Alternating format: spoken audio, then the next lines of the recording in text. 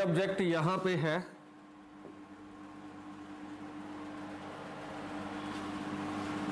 ये इस तरह से चल रहा है गोल।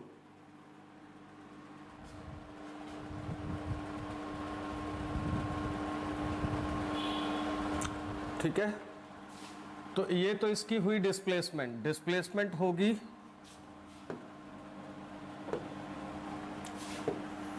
ये सिंपल डिस्प्लेसमेंट, ये होगी यहां से चला यहां पहुंचा।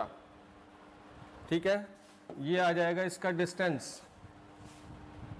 और एंगुलर डिस्प्लेसमेंट क्या होगी? एंगुलर डिस्प्लेसमेंट होगी ये एंगल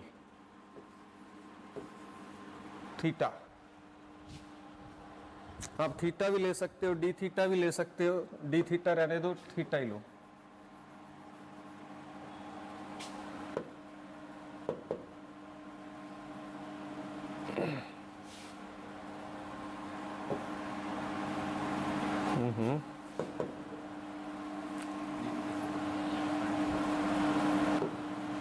इसको थीटा ले लो। तो write down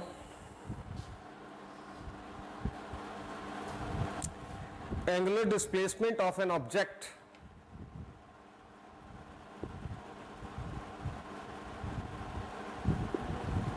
in a given time interval। बोलो लंच ले आना यार, ब्रेकफास्ट ले आना घर से। in a given time interval may be defined as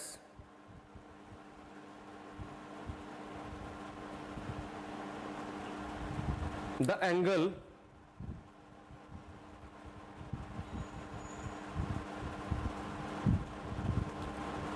which its position vector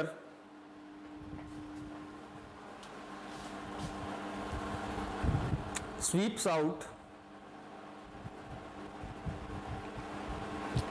in that time interval।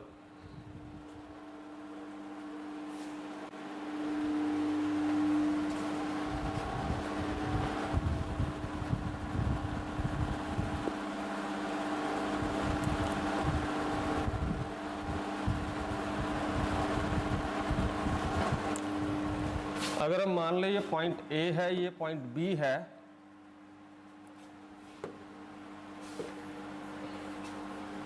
और यहां से लेके यहां तक आर्क ए बी,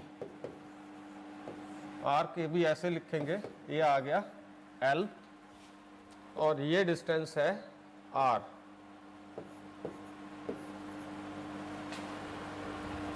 ठीक है, तो angular displacement theta will be L upon are.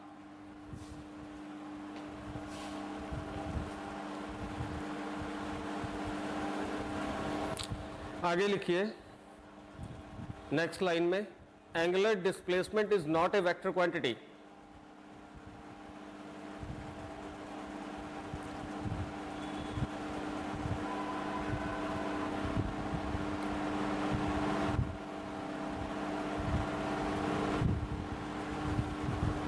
But if angular displacement is very small,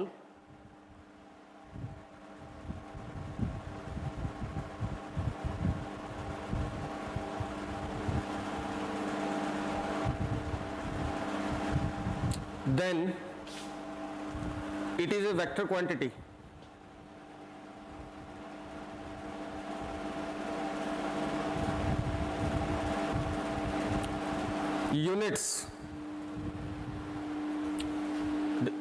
units of angular displacement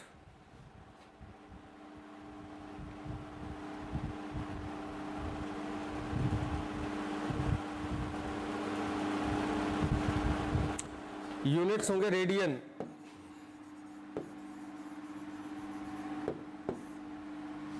radian dimensional formula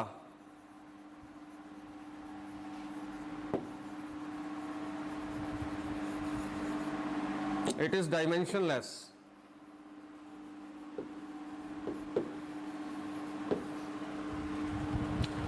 it is dimensionless, कोई डायमेंशन फॉर्मूला नहीं होता है।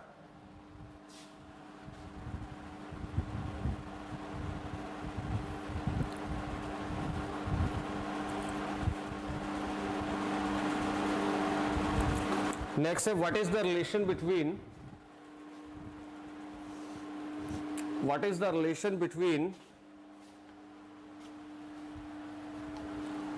Linear and angular displacements.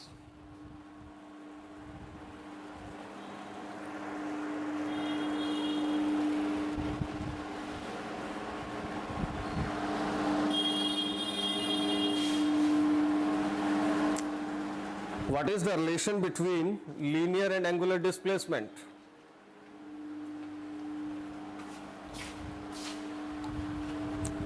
बेटे linear displacement जो होती है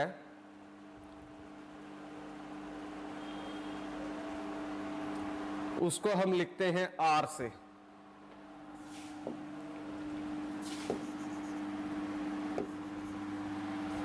R vector. Angular displacement को हम लिखते हैं थीटा से भी लिखते हैं, डी थीटा से भी लिखते हैं। ठीक है, तो इनके बीच में जो रिलेशन होता है, मैं डायरेक्ट रिलेशन लिखवा रहा हूं आपको, हम बाद में यूज करेंगे। D R vector is equal to D theta vector cross R vector. आपने इतना याद रखना है, बाद में हम इसको यूज करेंगे।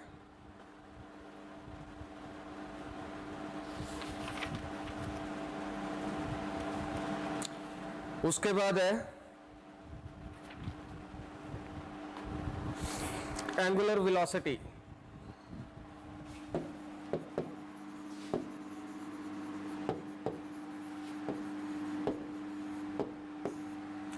Angular velocity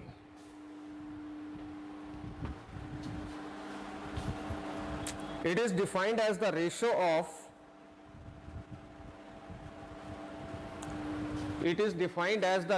of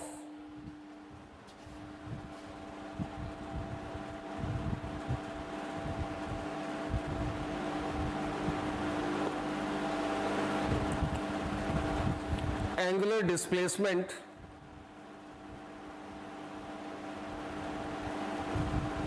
to the time taken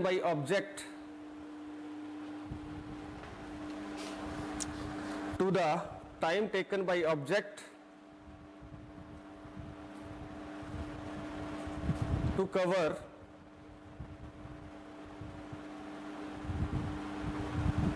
cover that displacement।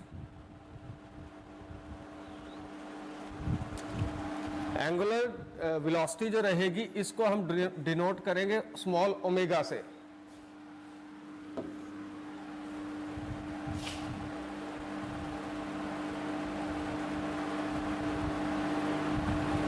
इसको डिनोट करेंगे स्मॉल ओमेगा से। ठीक है, तो अगर हम लिखें एवरेज एंगुलर वेलोसिटी तो उसको हम डिनोट करेंगे ओमेगा पाओ में एवी।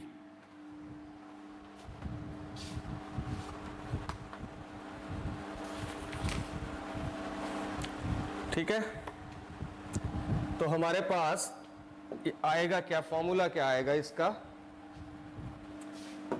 Omega AV is equal to average displacement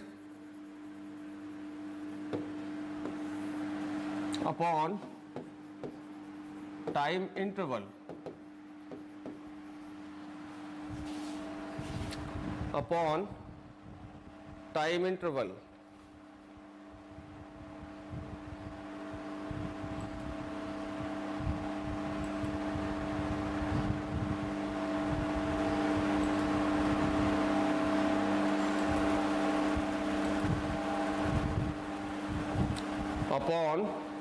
interval।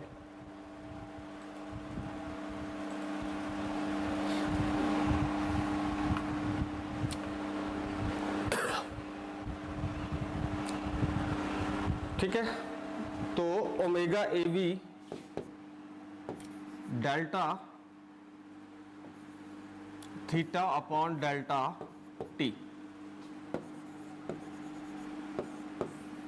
Delta theta is the average angular displacement और delta T is the time interval.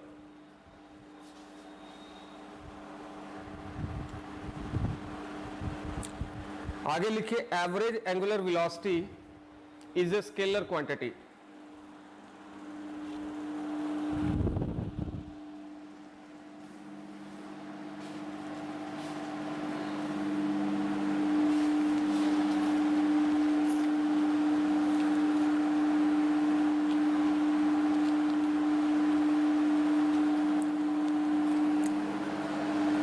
Average angular velocity is a scalar quantity.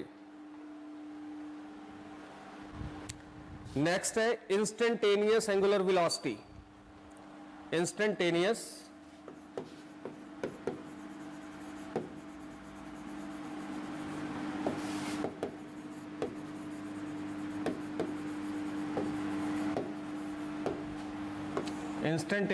angular velocity.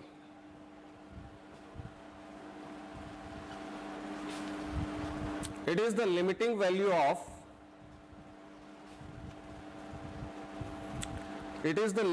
value of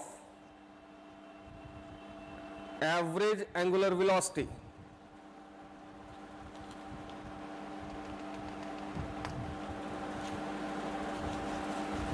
It is the limiting value of average angular velocity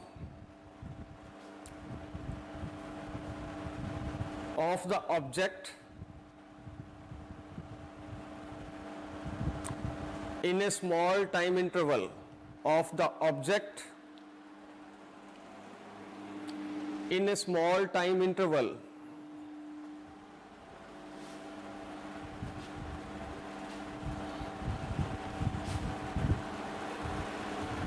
as the time interval approaches zero. As the time interval approaches zero, and it is denoted by omega. पहले हमने करी average angular velocity, अभी कर रहे हैं instantaneous angular velocity,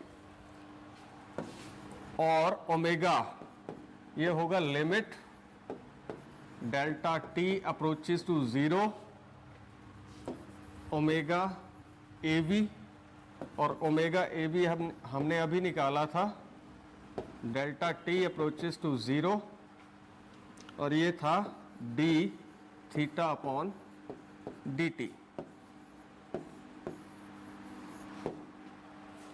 बहुत simple है।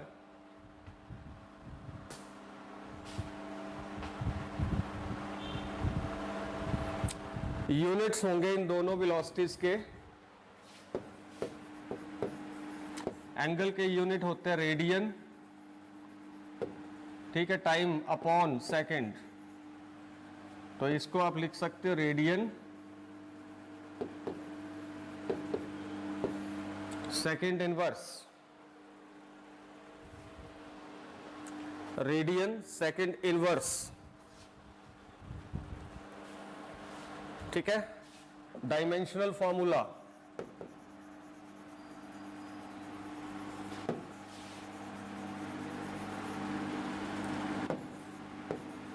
m0 L0 t minus 1, क्योंकि एंगल का डायमेंशनल फार्मूला कोई नहीं होता है तो सिर्फ टाइम का होगा, तो टाइम का डायमेंशनल फार्मूला t, और वो ऊपर चला जाएगा तो t raise to power minus 1।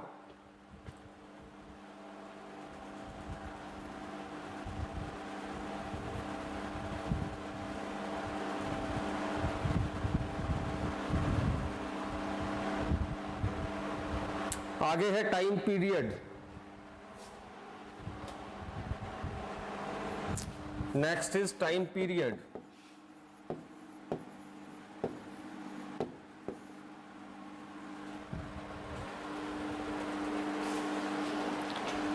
It is the time taken by an object to complete one revolution, यानी यहां से चला वापस यहां जितने टाइम में पहुंचा उसको बोलेंगे time period of revolution. It is the time taken by an object in circular motion is the time taken to complete one revolution, और टाइम पीरियड को हम डिनोट करते हैं कैपिटल T से। It is denoted by capital T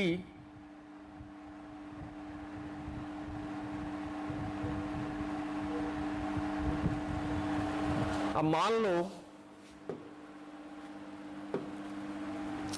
ये object यहां है, यहां से ऐसे चल रहा है,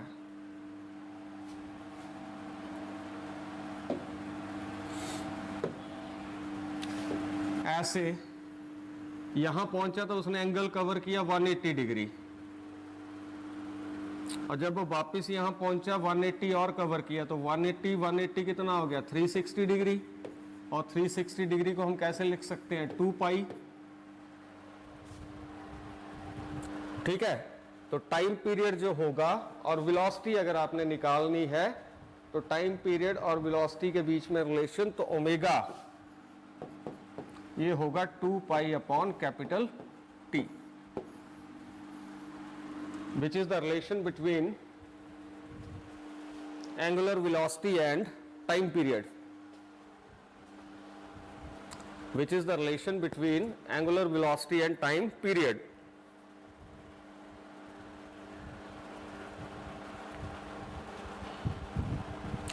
उसके बाद है फ्रीक्वेंसी।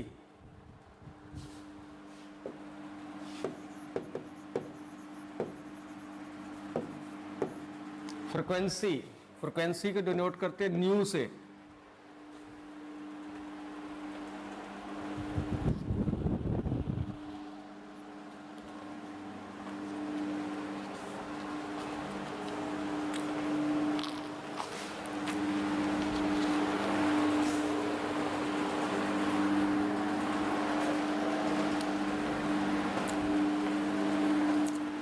ठीक है, लिखिए it is the frequency of, ऐसे लिखिए frequency of an object in circular motion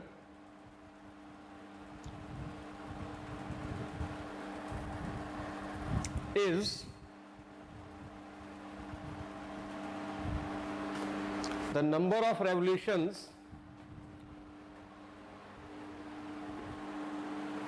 completed in 1 second.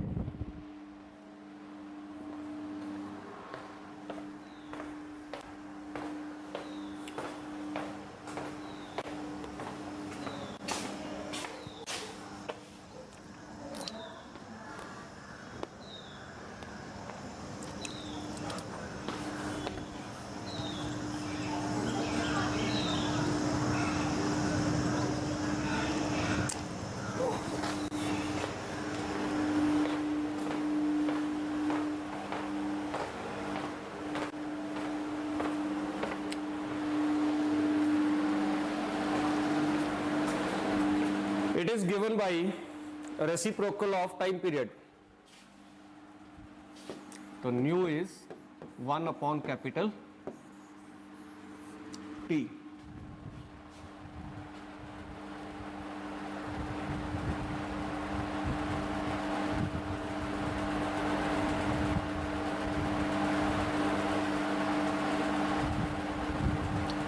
ठीक है, अब ओमेगा और न्यू के बीच में relation, omega is equal to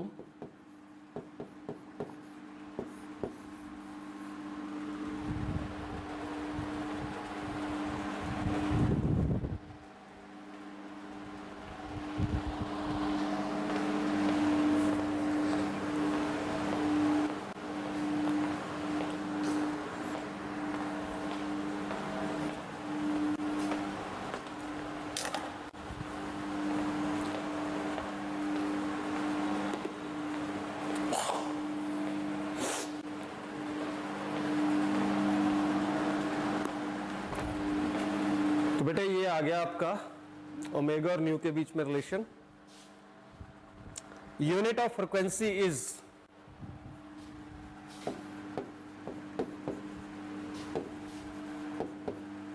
second inverse.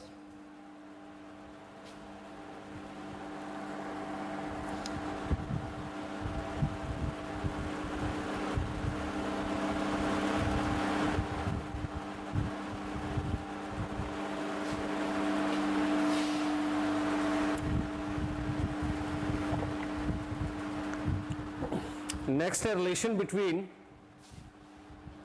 linear and angular velocities.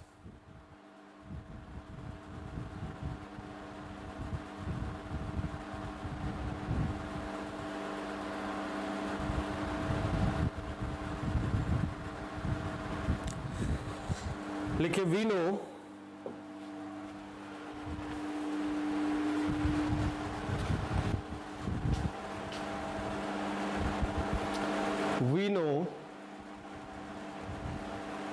the relation between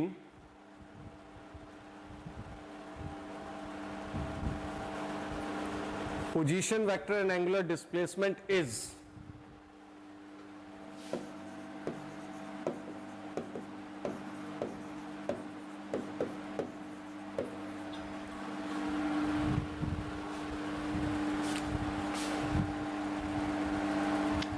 दोनों साइड्स को डिवाइड करिए dt से,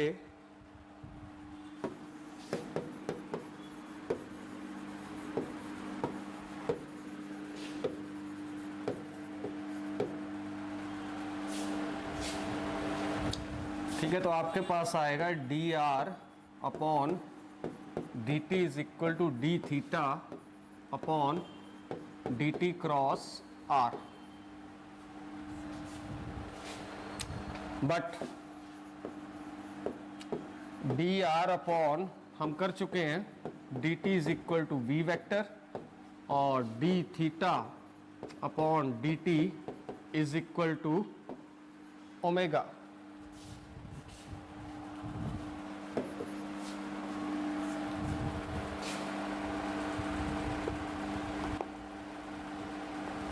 ठीक है, तो यहां से हम इसमें सब्स्टिट्यूट करेंगे तो v वेक्टर हमारे पास velocity omega cross r vector. This is the relation between linear and angular velocity.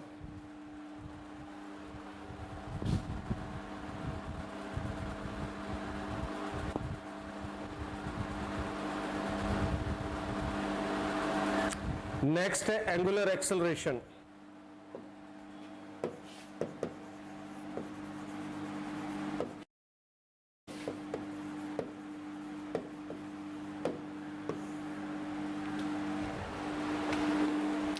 Angular acceleration, इसमें फर्स्ट है एवरेज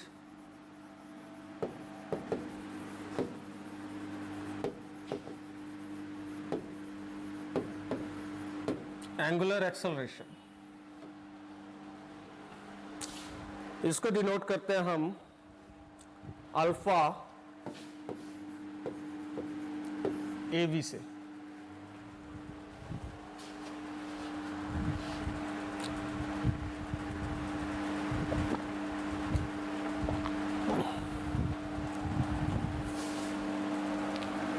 अल्फा ए बी से। अब इसकी डेफिनेशन लिखिए, it is the ratio of change in angular velocity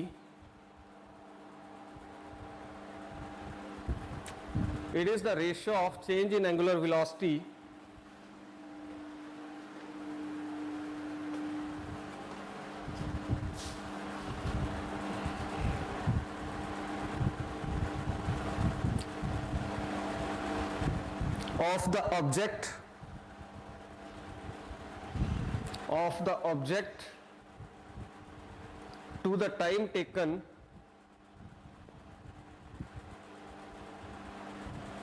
to undergo change in angular velocity।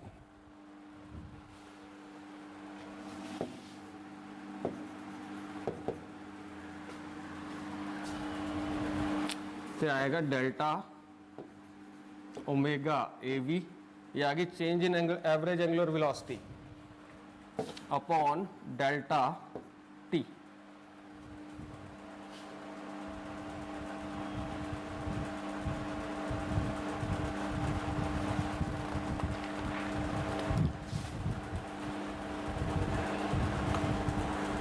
ठीक है, vector form में लिखना हो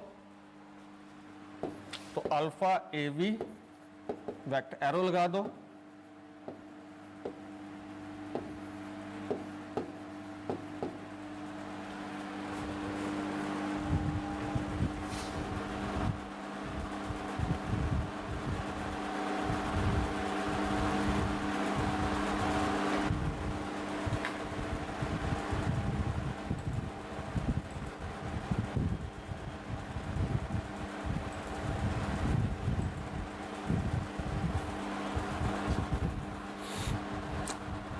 ठीक है। इसी तरह से instantaneous angular acceleration,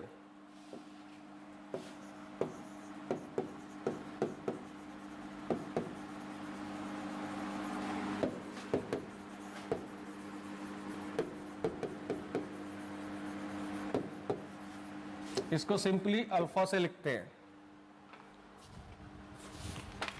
it is the limiting value of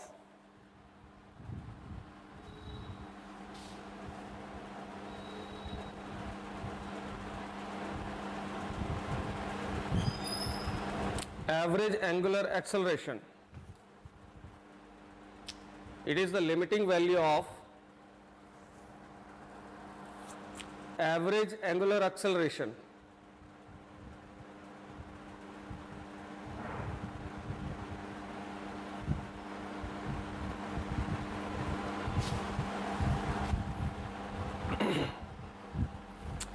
And it is given by alpha is equal to limit delta t approaches to 0 delta omega upon delta t.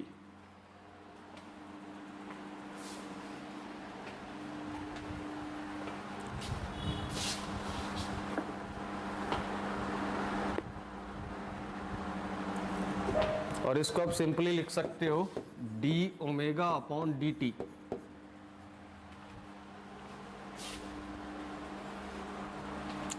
ठीक है, थोड़ा और इवेलुएट करना है इसको, तो ये आ गया d ओमेगा अपॉन dt। ठीक है, इसको आप ऐसे लिख सकते हो डी डी टी। ओमेगा क्या होता है, D theta upon D T. इसको आप ऐसे लिख सकते हो D square theta upon D T square.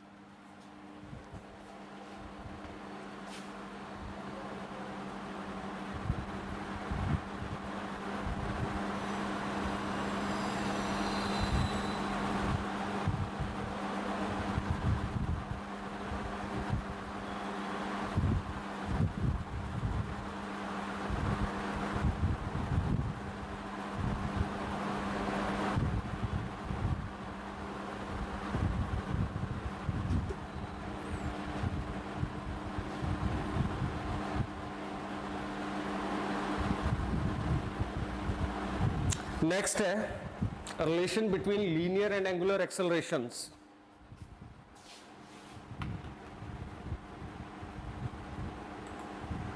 Relation between linear and angular accelerations, alpha और ए के बीच में रिलेशन। अल्फा एंगुलर एक्सेलरेशन और ए लीनियर एक्सेलरेशन, इन दोनों के बीच में रिलेशन।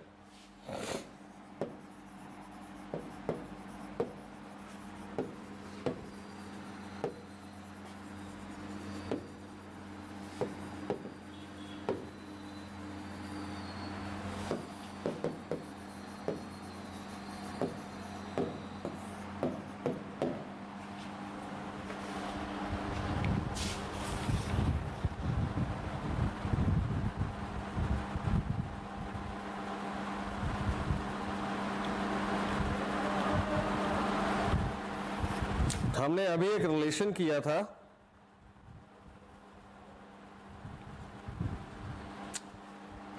ध्यान से देखिएगा, आपको याद आ जाएगा। v vector is equal to omega cross r vector.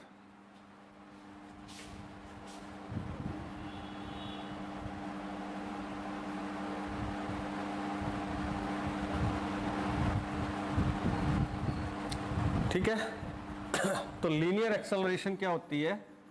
Sneha समझ आ रहा है बेटे? पक्का ना, झूठ तो नहीं बोल रही? लीनियर एक्सेलरेशन, लीनियर एक्सेलरेशन क्या आएगी? a vector is equal to D V upon D T.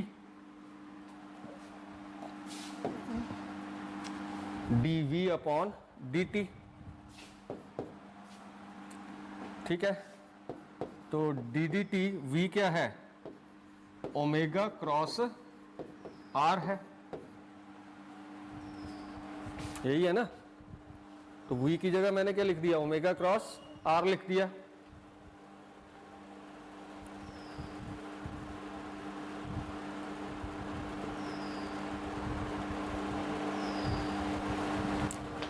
अब दो फंक्शन हैं, उनका प्रोडक्ट है, हमने किया था, उसका डीडीटी निकालना है। ठीक है, तो वो क्या आएगा, a इज इक्वल टू, अभी मैंने लिखा DDT of omega cross r। तो वो रिलेशन क्या था कि पहला फंक्शन एज इट इज, बीच में जो भी साइन है क्रॉस प्रोडक्ट है तो क्रॉस प्रोडक्ट लगा दो। ठीक है, सेकंड फंक्शन उसकी डिफरेंशिएशन प्लस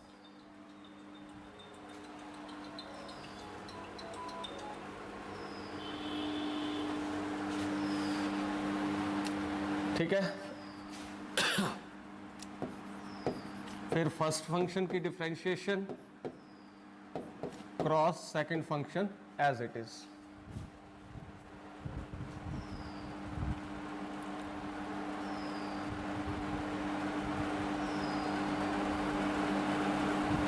अब इसमें अगर हम ऑब्जर्व करें, ये है linear velocity dr upon dt, linear velocity, और ये है एंगुलर एक्सेलरेशन। अभी करिए हमने डेफिनेशंस। देखिए hair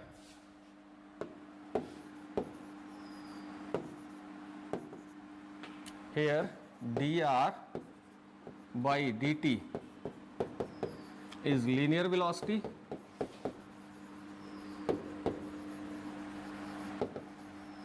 and d omega upon dt is alpha, angular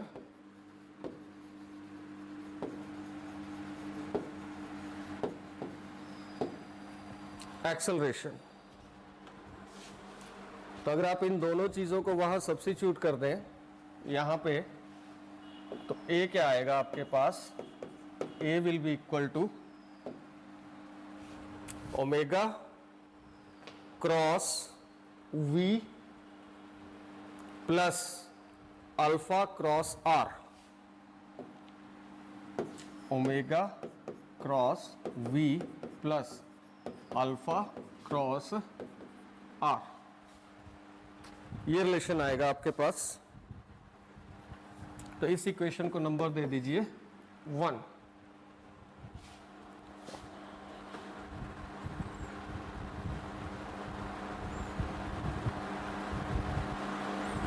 if the motion of object is non uniform, मतलब फिक्स नहीं है, इज नॉन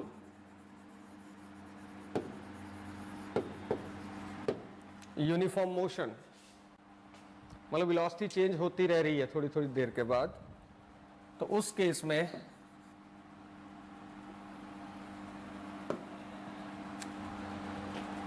ये जो कंपोनेंट रहेगा ओमेगा क्रॉस बी वी,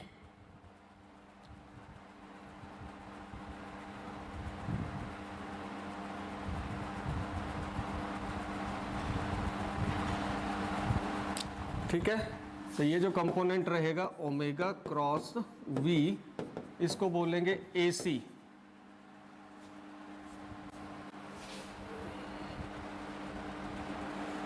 ठीक है, इसको बोलते हैं centripetal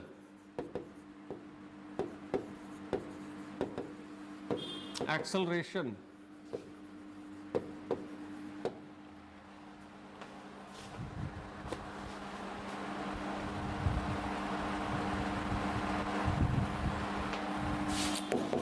Therefore, AC is equal to omega cross V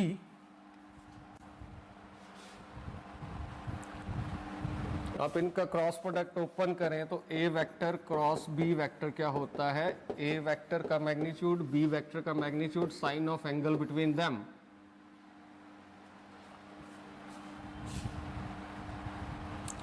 तो यहां पे ओमेगा और वी के बीच में जो एंगल होगा थीटा, ये होगा 90 डिग्री। तो ए सी क्या आ गया मेरे पास, omega into V sine 90 degree. और साइन 90 कितना होता है,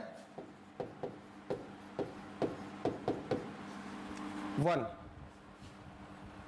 तो ए सी क्या आ जाएगी, centripetal acceleration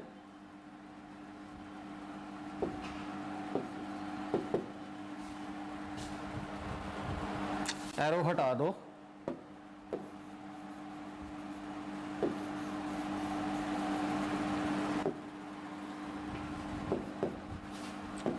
omega into we.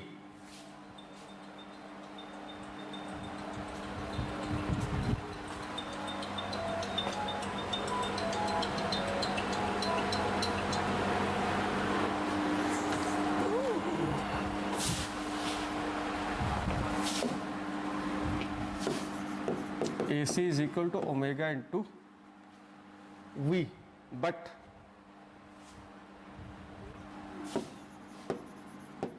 Omega is equal to V upon R। सारे रिलेशन अभी किए हमने, तो यहां पुट कर दो, तो V upon R into V square upon R।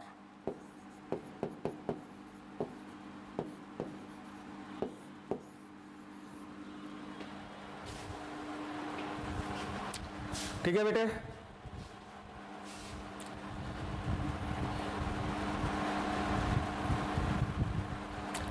तो बाकी मैं क्लास कर लूंगा, अब रिकनेक्ट नहीं करूंगा मैं।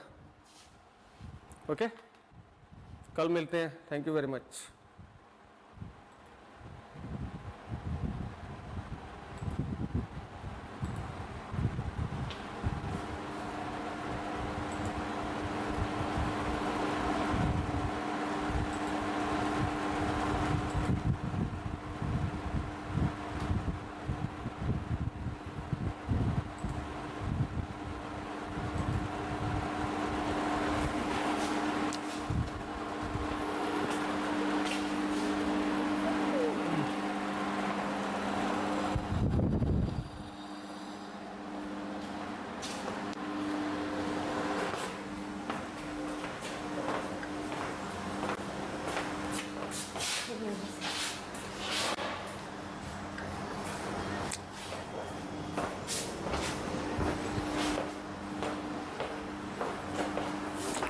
हाँ जी ब्रदर, फ़ोन आया था, क्लास में था एक्चुअली। हाँ जी,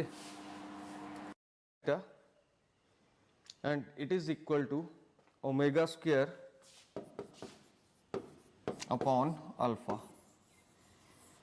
this is the formula for the direction, theta gives the direction of the centripetal acceleration. अब नेक्स्ट हेडिंग दीजिए आप, when the circular motion of object is uniform, when the circular motion of the object is uniform,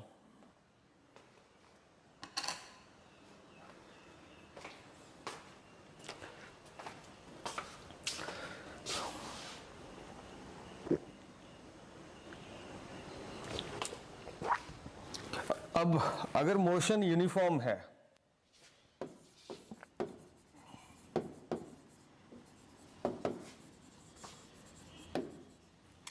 तो क्या होगा, उसकी angular velocity को लिखते हैं हम ओमेगा से।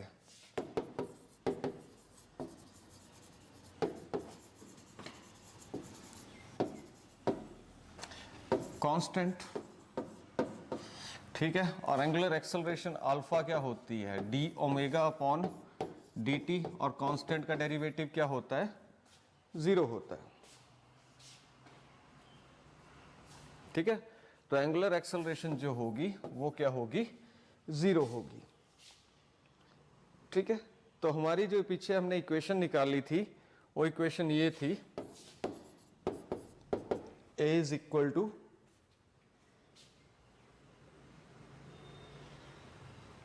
ओमेगा क्रॉस V इंटू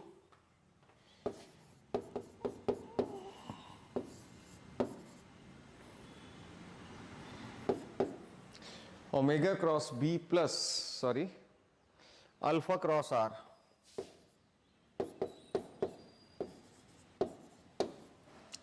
तो इसमें हमारा ये अल्फा जो है ये 0 हो गया, तो ये सारी की सारी टर्म क्या हो जाएगी, 0 हो जाएगी। तो हमारे पास ए क्या आ जाएगा, ओमेगा क्रॉस वी।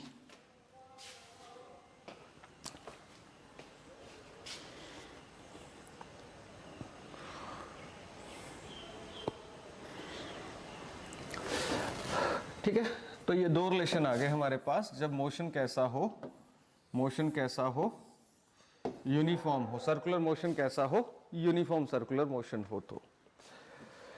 अच्छा, नेक्स्ट है kinematical equations of motion under motion of circular motion.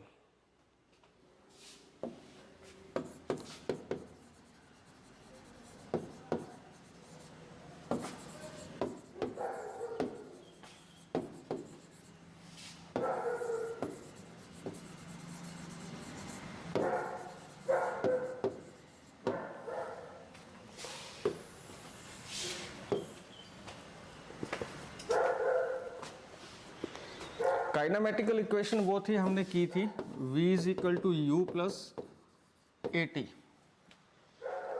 पर जब सर्कुलर मोशन होगा तो वेलोसिटी, एंगुलर वेलोसिटी होगी omega is equal to omega not plus alpha into t. अब एक्सेलरेशन अल्फा होगी, सर्कुलर मोशन में acceleration, angular acceleration alpha, angular velocity initial omega not, और omega आ गई सिंपल एंगुलर वेलोसिटी। ठीक है, इसी तरह से दूसरी इक्वेशन क्या थी, s is equal to u t plus half a t square.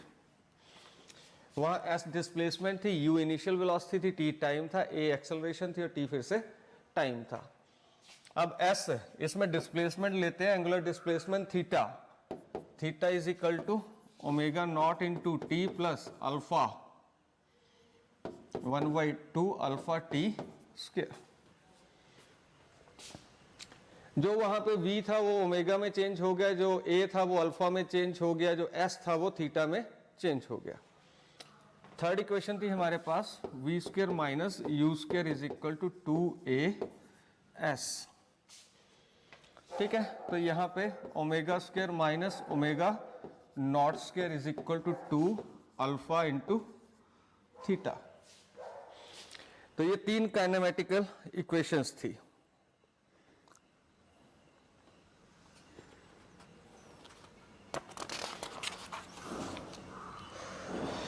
आगे है what is uniform circular motion. What is uniform circular motion.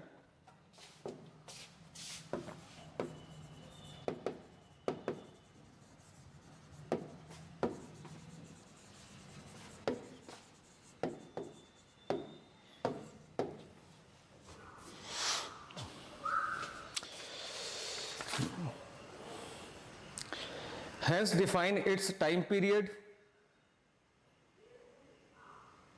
frequency,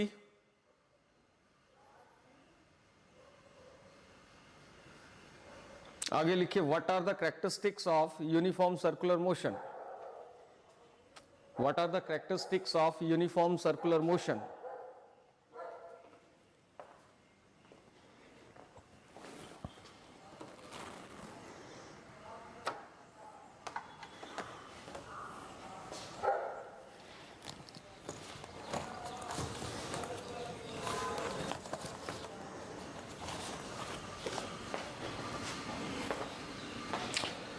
ठीक है, तो motion of an object is called, write down, motion of an object is called uniform circular motion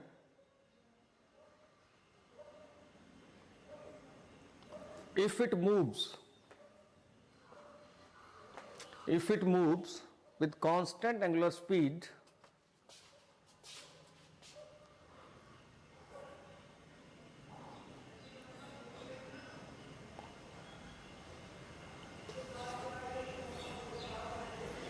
along circular path. Along circular path. तो ऐसे object के motion को हम uniform circular motion बोलेंगे अगर वो ऑब्जेक्ट एक सर्कुलर पाथ के अलोंग कांस्टेंट स्पीड के साथ मूव करे। ठीक है, तो अभी हमने किया था फॉर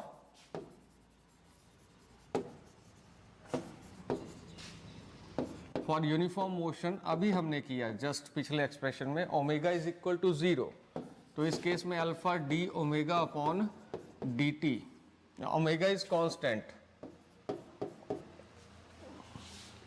कांस्टेंट का डेरिवेटिव अंश ने उस दिन बताया था वो होता है 0। तो यूनिफॉर्म सर्कुलर मोशन में वेलोसिटी तो कांस्टेंट होगी, एंगुलर वेलोसिटी कांस्टेंट होगी और एक्सेलरेशन 0 होगी। आगे लिखिए, in uniform circular motion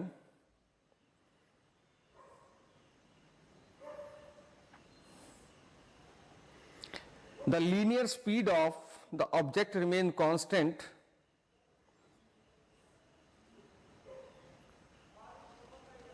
but its linear velocity is not constant.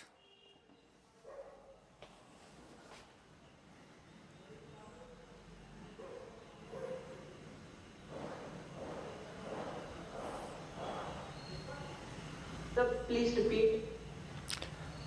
Repeat करना है। मैंने ये कहा कि जो हमारा यूनिफॉर्म सर्कुलर मोशन है उसमें linear speed remains constant but linear velocity is not remain constant.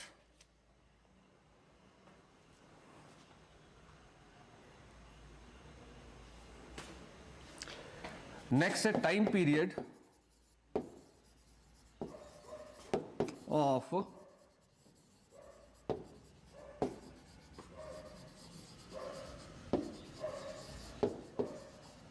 uniform circular motion.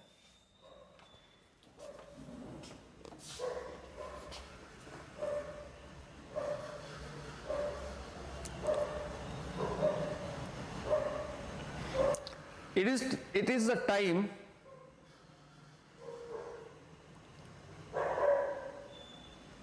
taken to complete one revolution. It is the time taken to, कल भी की थी ये डेफिनेशन, वो सिंपल सर्कुलर मोशन के लिए थी, आज है uniform circular motion. Time taken to complete one revolution, it is denoted by capital T. तो इसमें एंगुलर स्पीड आ जाएगी ऑब्जेक्ट की omega is equal to 2 pi. कल वाला आप देखिएगा वहां हमने ये किया है।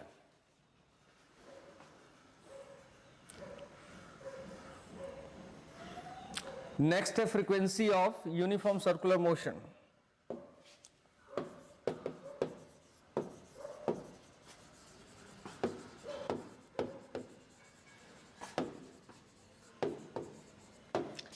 Frequency of uniform circular motion, इसको लिखते हैं न्यू से।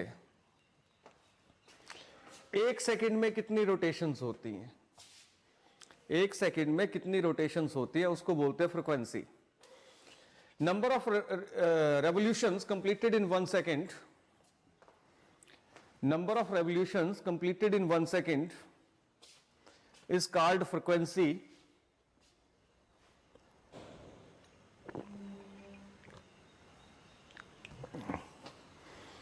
It is denoted by nu and it is given by nu is equal to 1 by capital T. कल कर चुके already, but that for simple motion. ठीक है, characteristics of uniform circular motion.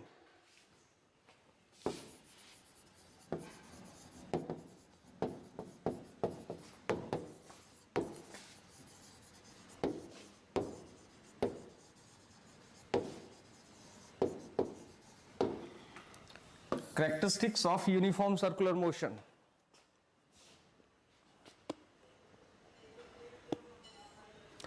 First है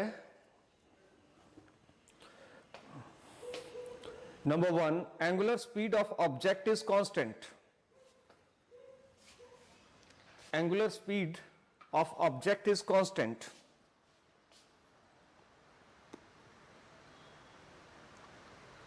angular acceleration of object is 0. Second, angular acceleration of object is 0.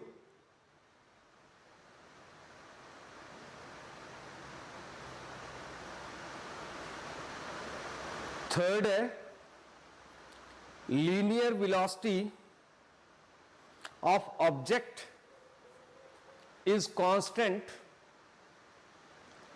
Linear velocity of object is constant,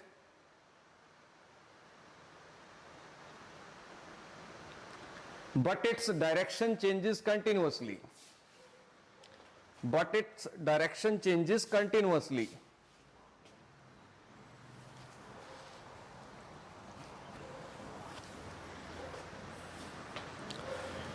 Fourth, uniform circular motion is an accelerated motion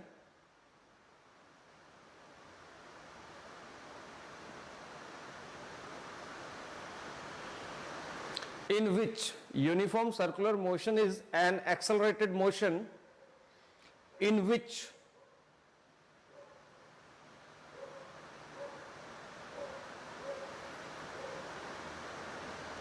acceleration is towards the center. ऐसे होगी circular motion है, acceleration की direction हमेशा centre की तरफ को होगी, हमेशा सेंटर की तरफ को होगी. Fifth, uniform circular motion is periodic motion. Uniform circular motion is periodic motion having definite time period and frequency.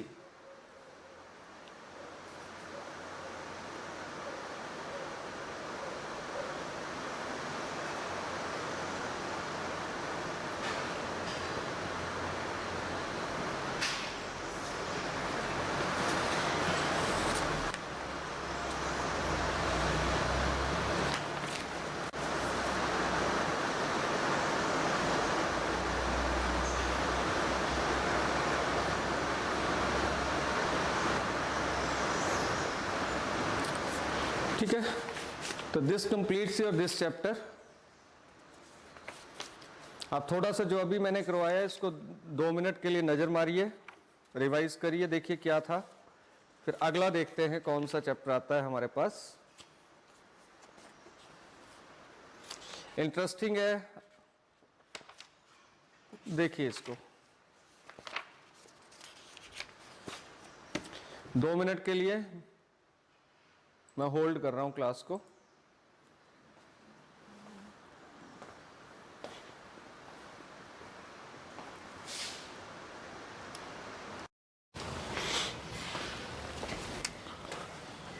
In the absence of external force, the inability of the body to change its state by itself is called inertia.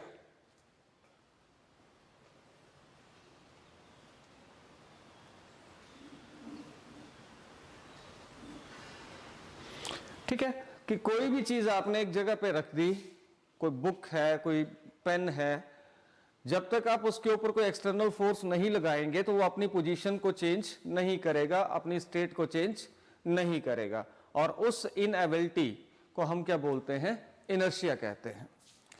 Next है, what is या state Newton's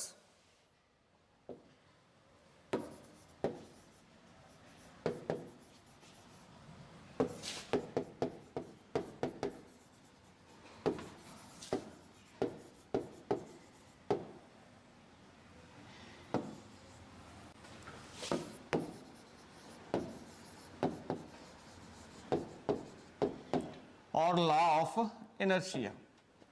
Newton's first law of motion को हम law of inertia भी बोलते हैं. तो ये होता क्या है, लिखिए. According to this law,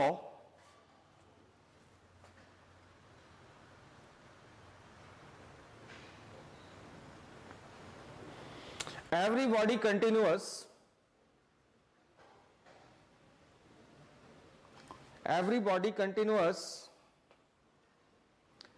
in its state of rest or of uniform motion, in its state of rest or of uniform motion,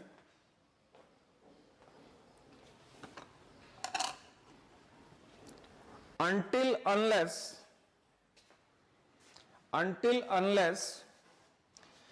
it is compelled by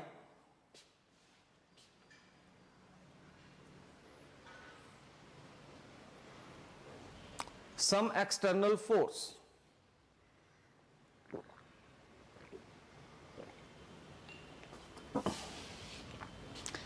Until unless it is compelled by some external force.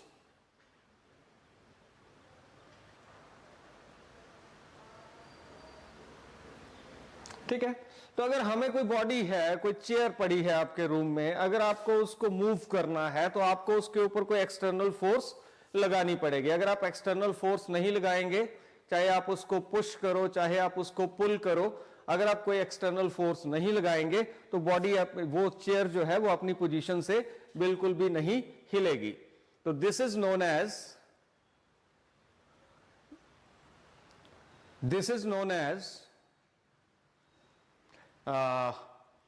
this is the example of Newton's first law of motion. ठीक है, अगर कोई body चल रही है, आपने उसको रोकना है तो आप पीछे से उसको खींचोगे, आगे से उसको पुश करोगे, तो बॉडी जो है वो धीरे धीरे रुक जाएगी. ठीक है, तो this is also the example of. ठीक है, इसलिए हम इसको क्या बोलते हैं, इस लॉ को हम क्या बोलते हैं, लॉ ऑफ इनर्शिया. ठीक है, आगे है applications of law of inertia और Newton's first law of motion.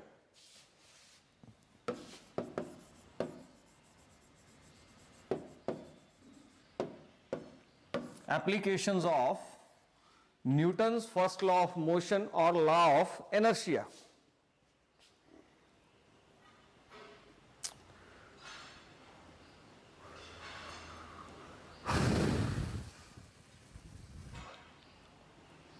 तो फर्स्ट एप्लीकेशन है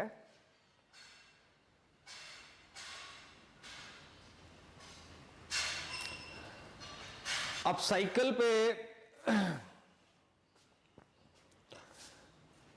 या स्कूटर पे चल रहे हो, आप बैठे हुए हो, कोई स्कूटर चला रहा है, अगर एकदम से स्कूटर रुकता है तो आप किस तरफ गिरते हो, पीछे की तरफ, आगे की तरफ?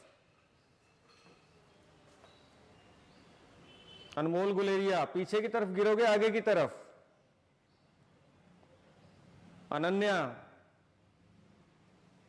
अमित कुमार, अक्षित, अंकुश राणा, अनमोल गुलेरिया, किस तरफ गिरोगे आप लोग? आप एक स्कूटर आगे की तरफ को गिरोगे, है ना? You will fall. तो लिखे, when A running horse suddenly stops, when a running horse, first application, when a running horse suddenly stops, the rider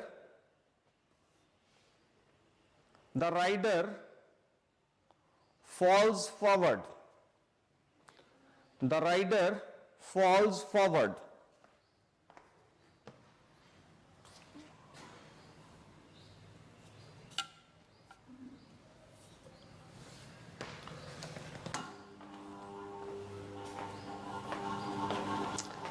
The rider falls forward.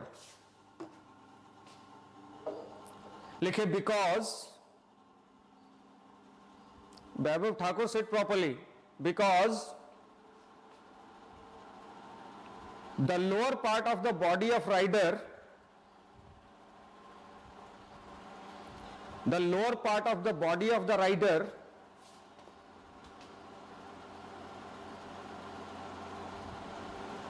comes to rest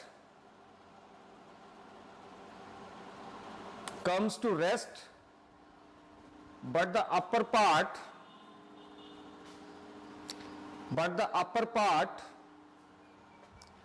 remains या tries to remain, upper part tries to remain in motion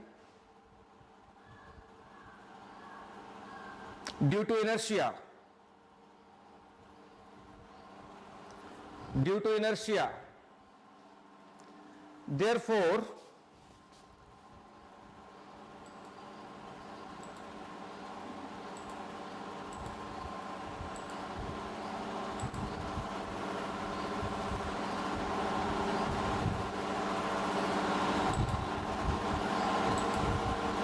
rider falls forward.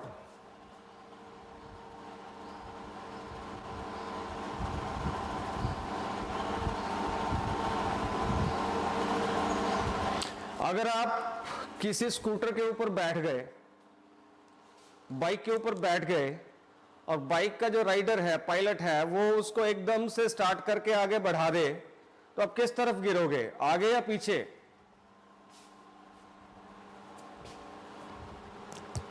बस के अंदर आप बैठे हो, बस एकदम से चले तो किस तरफ को गिरोगे? पीछे। पीछे की तरफ को गिरोगे, है ना? तो लिखिए second example, when horse suddenly starts moving. मैं एग्जांपल हॉर्स का ले रहा हूं यहां पे। When horse suddenly starts moving,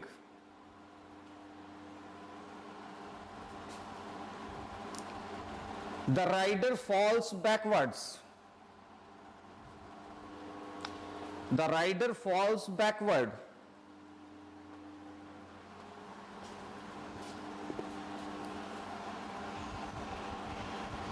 Because the lower part of the body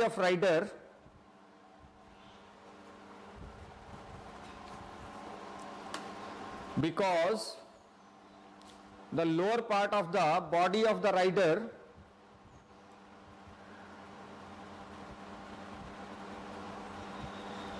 comes in motion, but due to inertia, जिनके कैमरास ऑफ हैं सभी की एब्सेंट लगेगी, but due to inertia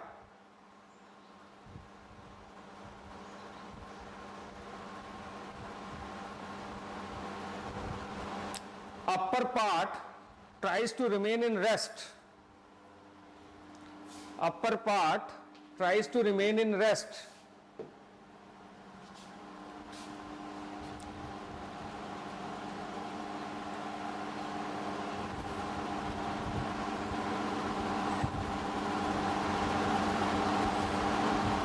Due to this,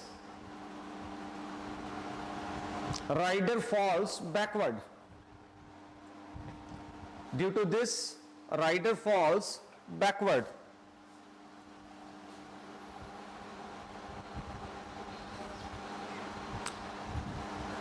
अब अगर आपने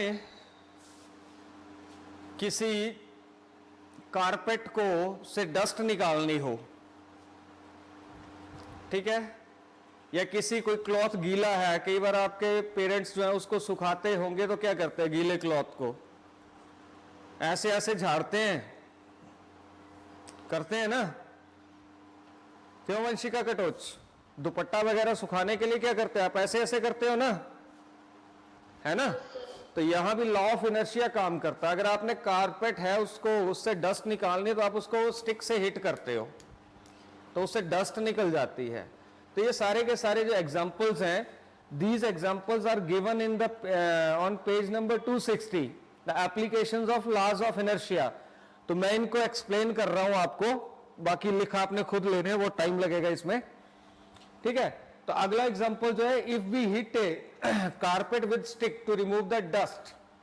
तो जैसे हम कारपेट से डस्ट निकालनी होती है तो उसे हम स्टिक से हिट करते हैं, जिससे क्या होगा, कारपेट इमीडिएटली मोशन में आ जाता है और dust particle due to inertia they will try to remain in the state of rest, जिससे डस्ट पार्टिकल और कारपेट से डस्ट पार्टिकल जो है वो सेपरेट हो जाते हैं।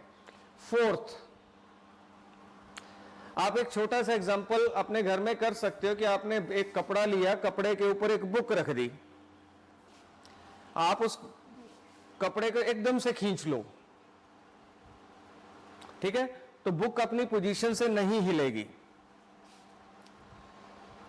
ठीक है, क्योंकि book tries to remain in the state of rest, जबकि उसके नीचे से क्लॉथ एकदम से मोशन की पोजीशन में आ गया और बुक जो है it will tries to remain in the state of rest, इसलिए बुक जो है वो अपनी पोजीशन से नहीं हिलेगी।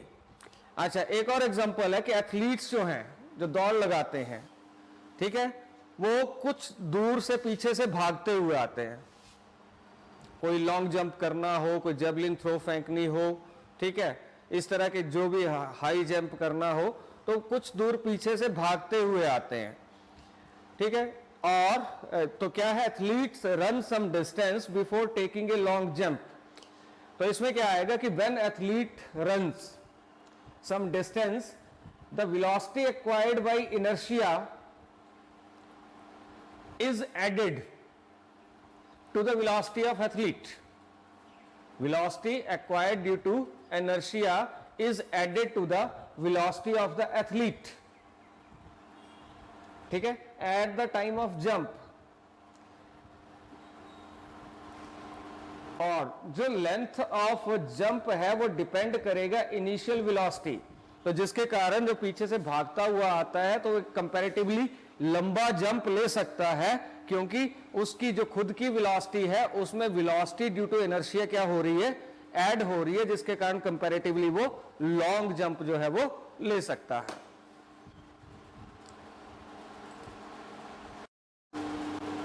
तो अगर आप मैंगो ट्री से अगर आपको मैंगो तोड़ने हैं तो आपको क्या करना है,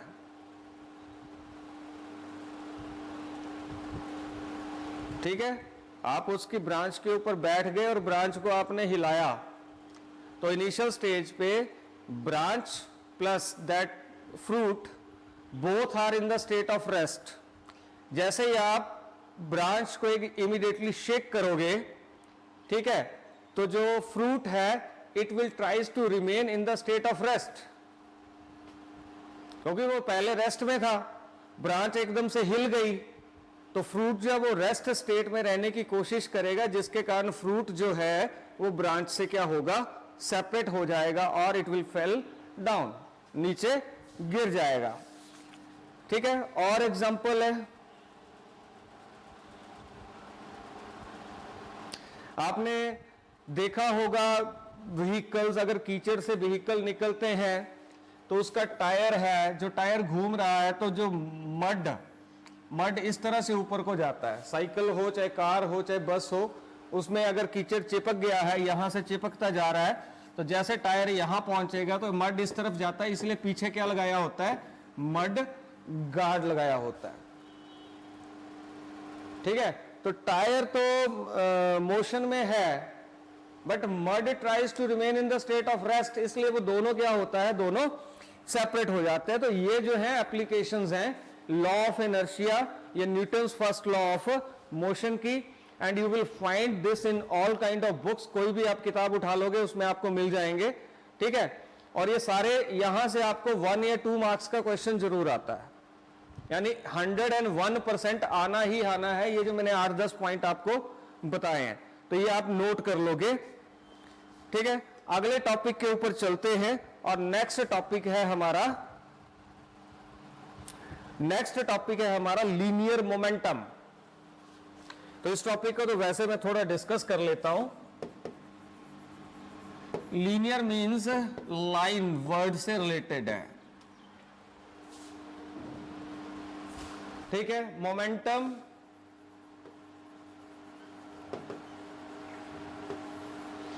अगर आप सर्च करोगे YouTube पे तो वहां पे मेरे इस टॉपिक के ऊपर, देखो मैं आपको बताऊं, इन टॉपिक्स के ऊपर वीडियो ऑलरेडी मैं बना चुका हूं।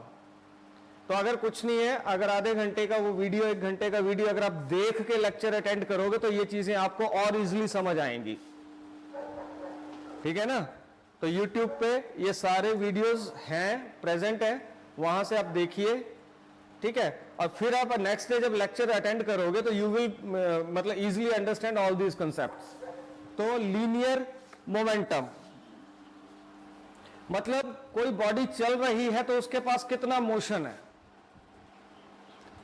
If some body is moving then how much motion will it have, कितना मोशन है उसके पास, इसी चीज को हम क्या बोलते हैं, लीनियर मोमेंटम बोलते हैं। और ये बड़ा सिंपल है कि ये प्रोडक्ट होता है मास ऑफ द बॉडी और वेलोसिटी ऑफ द बॉडी। यानी किसी बॉडी के पास मोमेंटम तभी आएगा अगर वो बॉडी जो है वो मूव कर रही हो, उसके पास कुछ ना कुछ वेलोसिटी हो, या वो बॉडी जो है वो उसका कुछ ना कुछ मास हो। मासलेस बॉडी होगी तब भी it will not have any linear momentum, और अगर बॉडी रुकी हुई है then it will again will not have linear momentum. ठीक है, तो इस टॉपिक को हम कल देखेंगे क्योंकि इकट्ठा करने में मजा आएगा। आपके इससे रिलेटेड वीडियोस हैं वो कल देख के आइएगा। You will find Himalayan public school Nagrota भगवा, उसमें प्लेलिस्ट फिजिक्स 11th में आप सर्च करोगे, यू विल गेट देयर। कल देख के आइए, कल मिलते हैं। Thank you very much.